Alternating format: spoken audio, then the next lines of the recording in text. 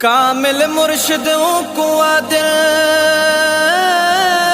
जड़ा राज समूरे जाने तालिब को तलकीन करे ता गैब जा खबराने जेंदे रुख देखण ना रब याद पवई हो दिल अंदर दर्द टिकाने नीर अख्यां विचों ईवे वहन जिवे सरह पीजे घाने मिस्कीन दी किस्मत जहदे हथ विच उहो मुहब करे भल माणे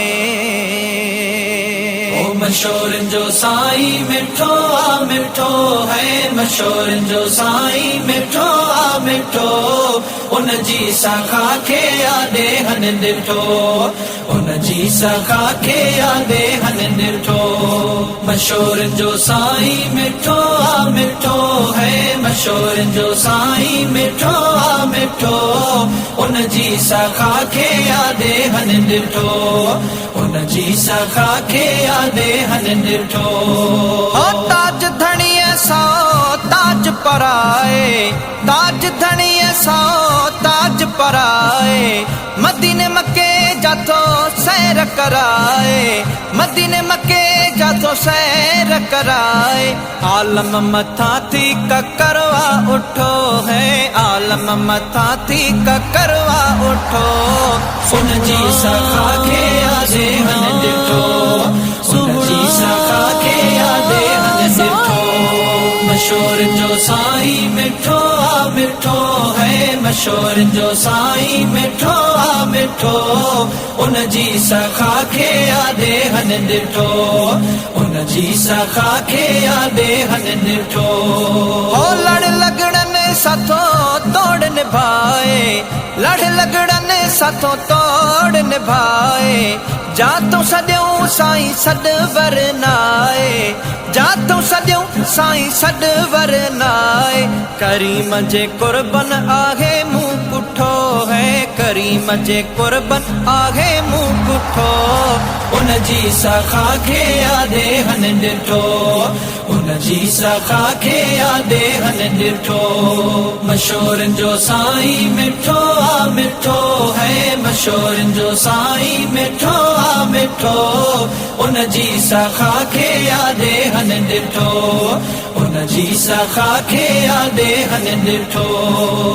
जंहिं शरीयत तरीक़त सिखारी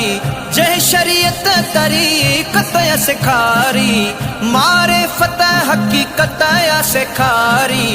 मारिफत हकीकत सिखारी अंदर कयाई चंद्र खां चिटो है अंदर कयाई चंद्र खां चिटो उन जी सखा खे यादे हन ॾिठो उन जी सखा खे यादे हन ॾिठो मशहूर जो साईं मिठो आ मिठो है मशहूर जो साईं मिठो आ मिठो उन जी सखा खे यादे हन ॾिठो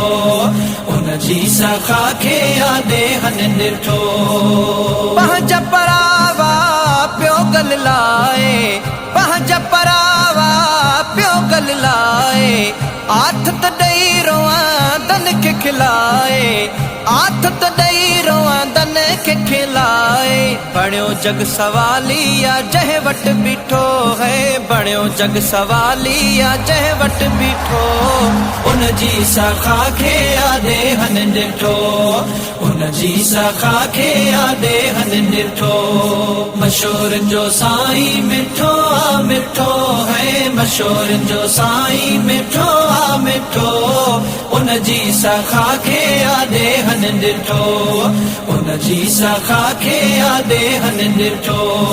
मोहम्मद मुनीर मशहूर लिखे छा मोहम्मद मुनीर मशहूर लिखे छा सबक ॿियनि खां सिक जो सिखे छा सबक ॿियनि खां सिक जो सिखे छा जंहिंखां न रांझन कॾहिं यार रुठो है जंहिंखां न रांझन कॾहिं यार रुठो उन जी सखा खे यादे हन ॾिठो उन जी सखा खे यादे हन ॾिठो मशहूर जो साईं मिठो आ मिठो है मशहूर जो साईं मिठो आ मिठो उन जी सखा खे यादे हन ॾिठो उन जी सखा खे यादे हन ॾिठो उन जी सखा खे यादे हन ॾिठो उन जी सखा खे यादे हन ॾिठो।